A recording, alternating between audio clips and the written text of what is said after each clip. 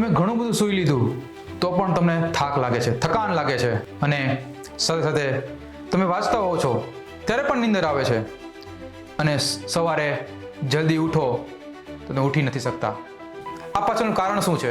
આ પાછળના કારણ ઘણા બધા હોઈ શકે. એ આપણી લાઈફસ્ટાઈલ હોઈ શકે, એ આપણા રૂટીન હોઈ શકે, અને એના આપણા સૌથી મોટો દુશ્મન કે જે સોશિયલ મીડિયા પણ હોઈ શકે. તો આ બધા પ્રશ્નોનું સોલ્યુશન એ જાણશું આપણે વૈદિક સાયન્સથી.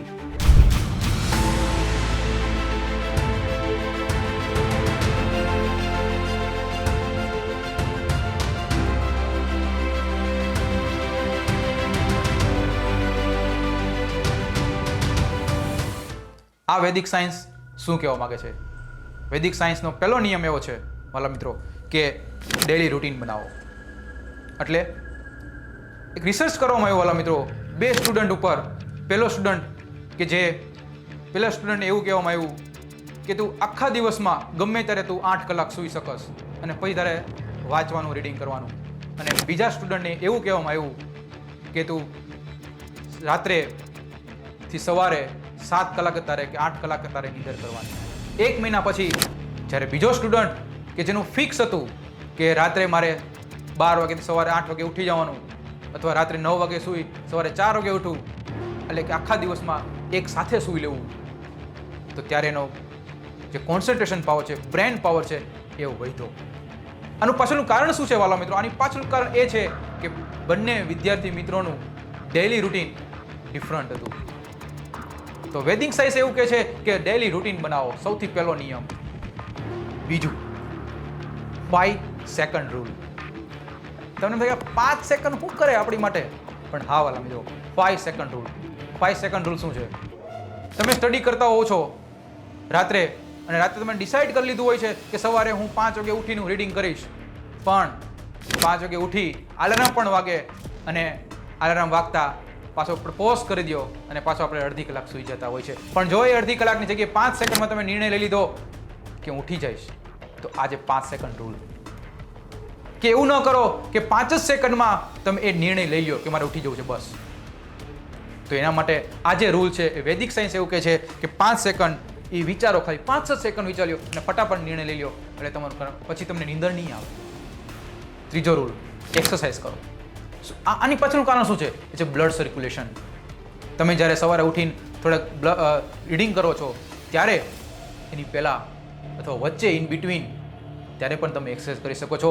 એક્સરસાઇઝ કરવાથી તમારું બ્લડ સર્ક્યુલેશન જે છે, બ્લડ સર્ક્યુલેશન વધવાથી તમારા જે બ્લડ સેલ હોય એમાં વધુ ઓક્સિજન આવે છે, માઇન્ડને પહોંચે છે, અને માઇન્ડને પહોંચે ઓક્સિજન તો શું થાય? આપણો કોન્સન્ટ્રેશન પાવર વધે છે.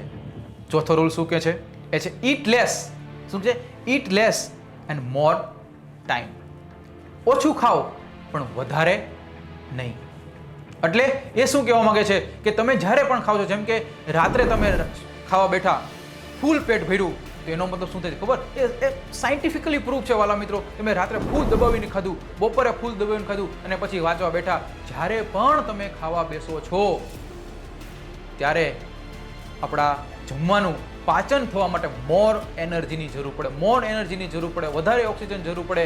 તો ઓક્સિજન બધો પાચન ક્રિયામાં વહી ગયો, જે જવાનો હતો આપણા માઇન્ડને, કોન્સન્ટ્રેશન પાવરમાં, એ નથી જતો. એટલા માટે તમને યાદ નથી રહેતું, તમને નીંદર આવે છે અલ્ટિમેટલી.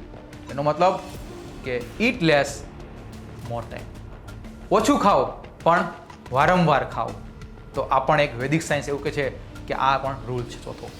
પાંચમો છે ડાર્ક એન્વાયરમેન્ટ. આ શું છે ડાર્ક એન્વાયરમેન્ટ? એટલે શું? ડાર્ક એન્વાયરમેન્ટ એટલે કે તમે નાના અમથા ઓરડીમાં, તમે નાની અમથી ટ્યુબ લાકડીમાં તમે જો વાંચતો હો તો ન વાંચો, તમને નીંદર આવશે. કેમ? કારણ કે આપણી આંખને છે, એ આંખ એવી છે, આપણી આંખની અંદર રેસિપ્ટર છે, એ છે જ્ઞાન તંતુઓ છે વાલા મિત્રો. જેનાથી શું થાય છે કે એને એવું લાગે છે કે રાત પડી ગઈ, હાલો સૂઈ જાઓ, તો ઊંઘ આવશે નહીં.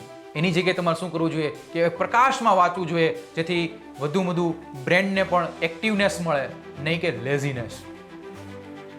અને છેલ્લો અને મારો પર્સનલ એક રૂલ એ છે મોટિવેશનલ સોંગ સાંભળો. જ્યારે તમે રીડિંગ કરવા બેસો છો ત્યારે તમને અડધી કલાક, 2 કલાક, 3 કલાક પછી તમે ફ્રેશ થવા માંગો છો, ત્યારે તમે મોટિવેશનલ સોંગ સાંભળો, જેથી ફરીથી તમારે બુસ્ટઅપ મળી જશે અને ફરીથી તમે રીડિંગ સારું એવું કરી શકશો. તો વાલા મિત્રો, આ 5 થી 6 મેન બેઝિક સાયન્સના 5 રૂલ છે. તો વાલા મિત્રો, આજે અપનાવો અને તમે સારામાં સારા માર્ક મેળવી શકશો અને તમારો જે કોન્સન્ટ્રેશન પાવર છે એ તમારો વધશે. અને તમારા કોઈ પણ વસ્તુ મેળવવું હોય, તમે સારી એક્ઝામમાં પાસ કર્યું હોય, કોઈ પણ સપનાઓ પૂરા કરવા હોય, તો એની માટે એટલું તો કરવું જ પડે. બરાબર ને? તો નેક્સ્ટ લેક્ચરમાં મળીએ. ત્યાં સુધી bye, take care, see you soon.